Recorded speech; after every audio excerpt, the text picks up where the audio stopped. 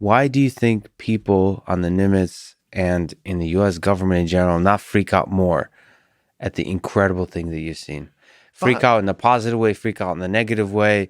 Like, what are the Russians up to again? Or more like, what is this? Like, so more turmoil up the ranks. If you were to put a Chinese flag on the side of it or a Russian flag on the side of it, and I said, yeah, it had a big Russian flag on the side of it, dude, then it would have got a lot of attention. It would have went high order. Yeah. Right? If it was, you don't have to say Russia or China. Just say, if there was another country's emblem on the side of this thing that we saw and said, oh, it belonged to them, then it's a big deal. So here's what's going on. So we're literally in the middle of workups, and it was a joint workup. Normally we go out for a month, come back, do stuff, go out for a month. This was a 2-month at sea period where we actually had to beg for them to let us when the ship pulled in at Thanksgiving so we could run home up to the Central Valley, have Thanksgiving with our family, and then run back down and do this, okay? So, and I had just taken over. I had had the squadron for a month, right? So I'm a brand new CO. I'm the most junior guy as far as a commanding officer goes for time in the Navy. And actually at the time, I think it was the most junior CO for 05 command in the Navy, right? So you go, okay, so I'm out here. I got my squadron. I'm running it. I see this thing. We catch shit for it. I have a squadron to run.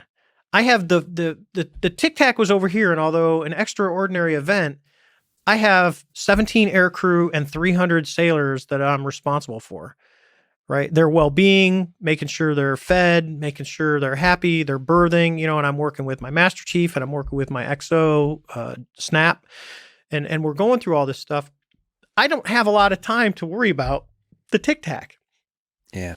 If people need to talk to me, so you got to remember, you got the captain of the ship, you got the air wing commander, and you got the admiral. Those are the top three. And you got the CEO of the Princeton, who is a major command guy.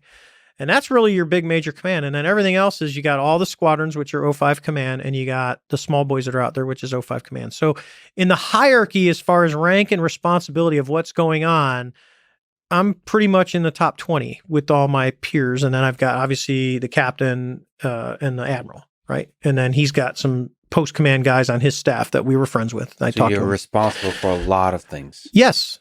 Oh, yeah. Busy schedule. Yeah. There's missions. You have to do a lot, get the job done, and there's no time for silly things. That's exactly right. So, and we're the integration. When a battle group deploys, especially when you go to the Middle East for what we were doing, the air power is the key.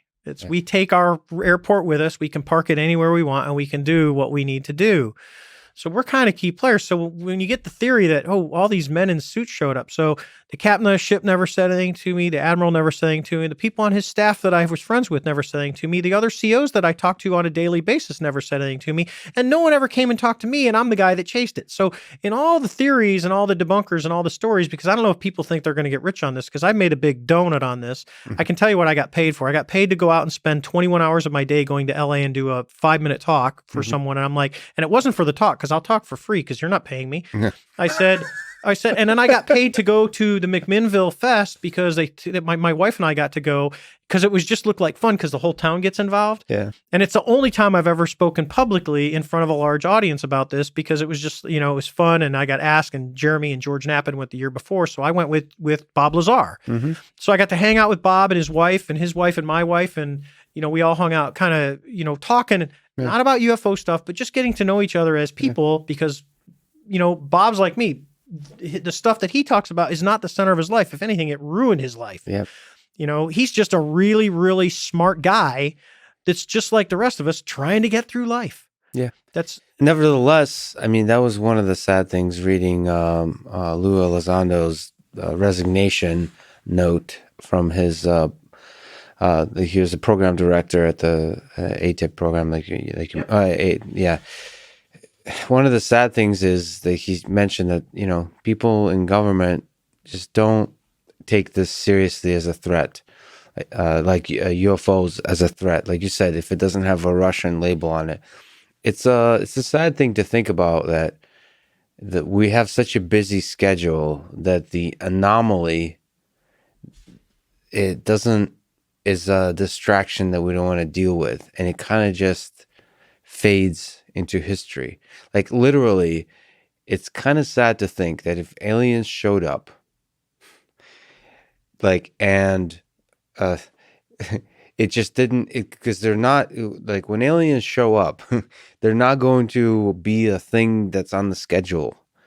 And if they don't start killing people, if they just kind of show up in some very nonchalant, peaceful way, briefly, people would be like, that's I don't have time for this. That's so sad. Dude, That's so sad. it's like anywhere in the world. So, go back. Let's go back, way back in the time machine. There were people kind of scattered around the globe. In Europe's a perfect example. Why does France speak French? And then right next to them, Spanish, Spain speaks Spanish. And then you kind of jump over and Germans are German and the Polish people, everyone speaks a different language, because if you look at the way the terrain kind of subdivide the original people that were there, thousands of years ago, they speak differently, right? It'd be like the U.S., but see, the U.S. is different. We all speak English because what happened? We came over and we started on the East Coast and we migrated west. We won't get into the, what happened and, because the Native Americans all spoke different languages. Yeah. It's that same type of thing. So, but anytime we have a tendency to show up, you're actually, you think about it, you're an alien. If I go to a different area, if I just, go back 500 years where, or 1,000 years where we weren't traveling across oceans at the time. We don't think we were, but the Vikings probably were. Because we had limited, we had to have supplies and the boats weren't as big. We had to build them by hand. We didn't have power tools and all that stuff. So if you show up someplace like when the conquistadors from Spain came over into South America and you've got, the natives, you're actually an alien. And then you look at what typically happens when aliens show up in a human alien world, and when I say alien, I mean you are not from that area. The other, we take what we want. Yeah. And that's what happened. I mean, we literally defuncted civilizations because that's how we are. Humans we're an interesting group. So you go, now what? What if something is from someplace else? Let's just go off the grid and go. Let's say there are little green men. Yeah. What are their intents? Lou asked me this when we were talking to Lou Elizondo, and he said, "What do you think they were here for?" I said, "I don't know." He goes, "What?" I go, "Oh, they were observing. They'd come down, they'd hang out." He goes, well, "What if they were prepping the battlefield? What if they were observing to figure out what we do?" And you go, "That's interesting." The other theory is maybe there's a more advanced civilization out here, and they just check in on us. Because the threat to an advanced civilization is when a civilization that's inferior to them actually develops enough and fast enough to become equal or above. Because now they become the threatened type. Mm-hmm. So you watch us grow until we start getting too much.